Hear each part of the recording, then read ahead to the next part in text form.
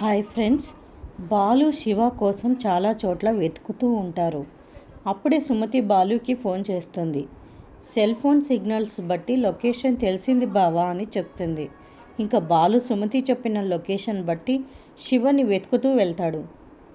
ఆ ముదనష్టపోడు శివని వదలకుండా మళ్ళీ పనిలో చేరమని ఒత్తిడి చేస్తూనే ఉన్నాడు అని శివ వాళ్ళ అమ్మ మీనాతో అంటుంది. తమ్ముడికి ఏమీ కాదు, క్షేమంగా ఇంటికి తిరిగి వస్తాడు అని అమ్మకి ధైర్యం చెప్తుంది మీనా. మరోవైపు గుణ శివాని తన రౌడీలతో చేరులో కట్టేసి మర్యాదగా నా మాట విని ఉంటే దర్జాగా నా దగ్గర పని చేసి సంపాదించేవాడివి అంటాడు గుణ.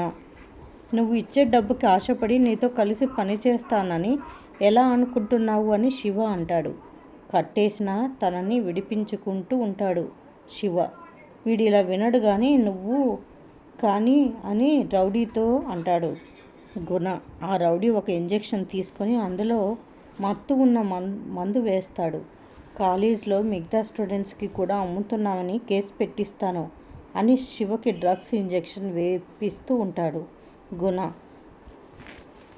ఆ ఇంజెక్షన్ శివకి వేస్తూ ఉంటే శివ గుణ వద్దు గుణ, ప్లీజ్ గుణ వద్దు అంటూ ఉంటాడు. రాజేష్ బాలు ఈ ఇంజెక్షన్ వేసి లోపల వచ్చి శివని కాపాడుతారా లేదా చూద్దాం.